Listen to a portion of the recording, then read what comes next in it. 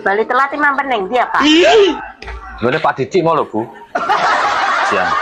Ora ana wong itu kaya bojone Pak Didi. Wong iki kalem, menengan, manutan. Eling Pak, iki bojone wong kok dilek. Ayo Mas. Maksudku ngene lho Bu.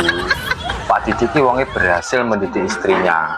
Sing wedok wong iki manut apa sing diomongno wong lanang. Ana niku mung nggih Pak, sing duka dawuh Pak. Ya ora tau wani kongkon sing lanang.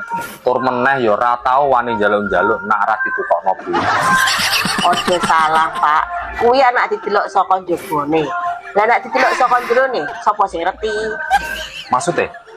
Wong wedok sing bahagia kuwi sing merdeka, sing los, wani ngomong apa sing dikarepno, wani kongkon sing lanang, kon ngewangi umbah-umbah lah, kon ngewangi nyapu lah.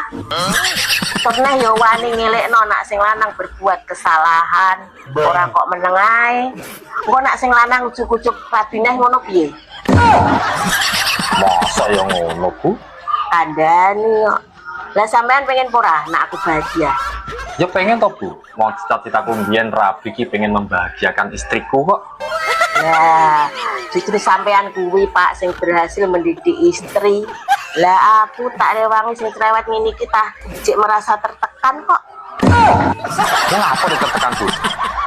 Kan ije ono keinginanku sing durung wani tak omongno sampean to Pak. Ya omong ke wae toh Bu. Los, ora apa-apa Bu. Tenane Pak. Wes toh, ndak ngomong apa. Iya Pak, motorku kan wis elek. Nek dijolno ngono apik ora?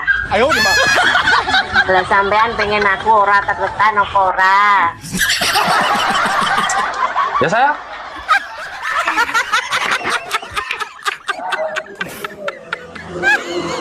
Lah, ngene iki lho Pak, aku wis gak tertekan